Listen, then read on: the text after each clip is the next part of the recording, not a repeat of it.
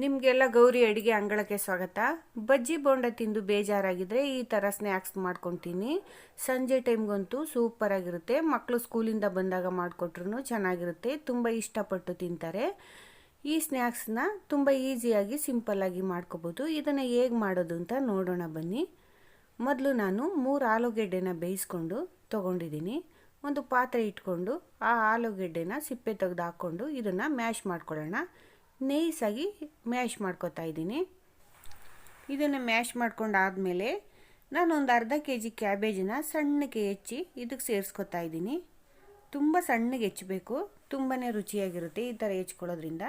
ಇದಕ್ಕೆ 2 ಸ್ಪೂನ್ ಅಕ್ಕಿ ಹಿಟ್ಟು, 2 ಸ್ಪೂನ್ ಮೈದಾ ಹಿಟ್ಟು, 1.5 ಸ್ಪೂನು ಚಿಲ್ಲಿ ಪೌಡ್ರು, 1 ಸ್ಪೂನು ಶುಂಠಿ ಬೆಳ್ಳುಳ್ಳಿ ಪೇಸ್ಟು, ಇದಕ್ಕೆ ರುಚಿಗೆ ತಕ್ಕಷ್ಟು ಉಪ್ಪು ಮತ್ತು 1 ಸ್ಪೂನು ಗರಂ ಮಸಾಲ, ಒಂದು ಅರ್ಧ ಸ್ಪೂನು ಅರಿಶಿನ ಸೇರಿಸಿ ಇದನ್ನೆಲ್ಲ ಚೆನ್ನಾಗಿ ಮಿಕ್ಸ್ ಮಾಡ್ಕೊಳ್ಳೋಣ.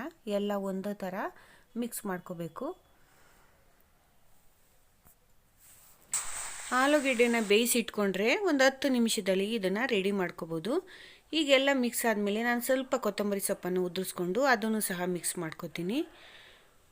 ಚೆನ್ನಾಗಿ ಎಲ್ಲ ಮಿಕ್ಸ್ ಆದಮೇಲೆ ಇದನ್ನು ಚಿಕ್ಕ ಚಿಕ್ಕ ಉಂಡೆಗಳನ್ನಾಗಿ ಮಾಡಿ ಇಟ್ಕೋತೀನಿ. ನಾನು ತೋರಿಸ್ತೀನಿ ಯಾವ ಸೈಜ್ ಮಾಡ್ಕೋತೀನಿ ಅಂತ. ನಿಮ್ಗೆ ಯಾವ ಸೈಜ್ ಬೇಕೋ ನೋಡಿ ಮಾಡ್ಕೊಳ್ಳಿ. ನಾನು ಇಷ್ಟು ಸಾಕು, ಈ ಸೈಜಿಗೆ ಮಾಡ್ಕೋತಾ ಇದ್ದೀನಿ. ಎಲ್ಲ ಉಂಡೆಗಳನ್ನು ಈ ಸೈಜ್ಗೆ ಮಾಡಿ ಇಟ್ಕೊಂಡ್ಮೇಲೆ ನಾನು ಸ್ಟವ್ ಆನ್ ಮಾಡಿ ಒಂದು ತವ ಇಟ್ಟಿದ್ದೀನಿ. ನೋಡಿ, ಇದಕ್ಕೆ 1 ಟೇಬಲ್ ಸ್ಪೂನ್ ಎಣ್ಣೆನ ಸೇರಿಸಿ ಈಗ ಈ ಉಂಡೆನ ಅಂಚು ಚೆನ್ನಾಗಿ ಕಾದ್ಮೇಲೆ ನಾನು ವಡೆ ಥರ ತಟ್ಟಿ ಈ ಅಂಚು ಮೇಲೆ ಹಾಕ್ತಾಯಿದ್ದೀನಿ. ವಡೆ ಥರ ಸ್ವಲ್ಪ ಮಂದಕ್ಕೆ ಮಾಡ್ಕೊಳ್ಳಿ, ತೆಳುವಾದರೆ ಚೆನ್ನಾಗಿರಲ್ಲ. ಈಗೆಲ್ಲ ನಾನು ಉಂಡೆಗಳ್ನು ಈ ಥರ ತಟ್ಟಿ ಹಾಕ್ಕೊಂಡು 2 ಸೈಡು 5-5 ನಿಮಿಷ ಬೇಯಿಸ್ಕೊಂಡ್ರೆ ಸ್ನ್ಯಾಕ್ಸ್ ರೆಡಿ ಆಗುತ್ತೆ. ಬೋಂಡ ಬಜ್ಜಿ ತಿಂದು ಬೇಜಾರಾಗಿದ್ದರೆ ಈ ಥರ ಮಾಡ್ಕೊಂಡು ತಿಂದು ತುಂಬಾ ರುಚಿಯಾಗಿರುತ್ತೆ. ನೀವೊಂದು ಸಾರಿ ಟ್ರೈ ಮಾಡಿ ಕಮೆಂಟ್ ಮಾಡಿ ತಿಳಿಸಿ.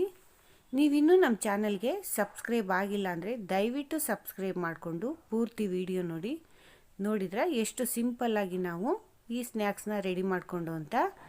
ಇದನ್ನು ಸಾಸ್ ಜೊತೆ ಮತ್ತು ಕೆಂಪು ಚಟ್ನಿ ಜೊತೆ, ಗ್ರೀನ್ ಚಟ್ನಿ ಜೊತೆ ಎಲ್ಲದರಲ್ಲೂ ಸೂಪರಾಗಿರುತ್ತೆ. ನೀವೊಂದು ಸಾರಿ ಟ್ರೈ ಮಾಡ್ತೀರಲ್ವ? Thank you.